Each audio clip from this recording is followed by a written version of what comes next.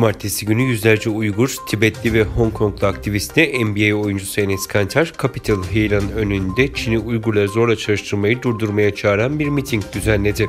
ABD Kongresi'ni Uygur zorla çalıştırmayı önleme yasasını geçirmeye çağıran Boston Celtics pivotu Kanter, ABD'li yetkilileri Uygurların Çin'de zorla çalıştırılmasına son vermek için pratik önlemler almaya çağırdı.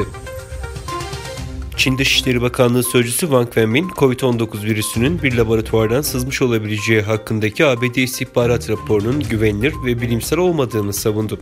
ABD istihbarat birimleri tarafından Cumartesi günü yayınlanan güncellenmiş raporda COVID-19 virüsünün bir laboratuvardan sızmış olmasının mümkün olduğu ve böylece insanlara bulaşmaya başlamış olabileceği ifade ediliyor.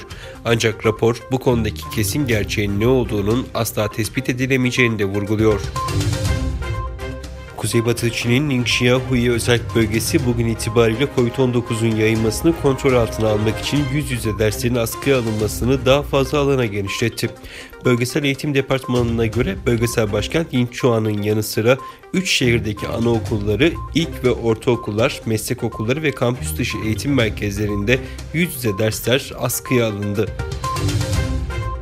Arnavutluk Başbakanı Edi Rama, Büyük Arnavutluğun mümkün olduğunu açıkladı. Rama, Avrupa Birliği üyeliğinin gerçekleşmemesi durumunda Kosova ile Arnavutluğun birleşme olasılığının daha yüksek olduğunu söyledi. Arnavutluk Başbakanı Edi Rama, Alman medyasına verdiği mülakatta Avrupa Birliği'nin Batı Balkanlar politikasına ilişkin sorularını yanıtladı.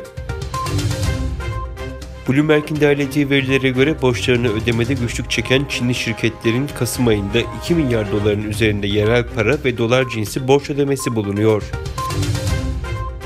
ABD'nin en büyük havayolu şirketlerinden American Airlines, kötü hava şartları ve personel yetersizliği nedeniyle 250'si bugün olmak üzere Cuma gününden bu yana yaklaşık 2000 uçuşunu iptal ettiğini duyurdu.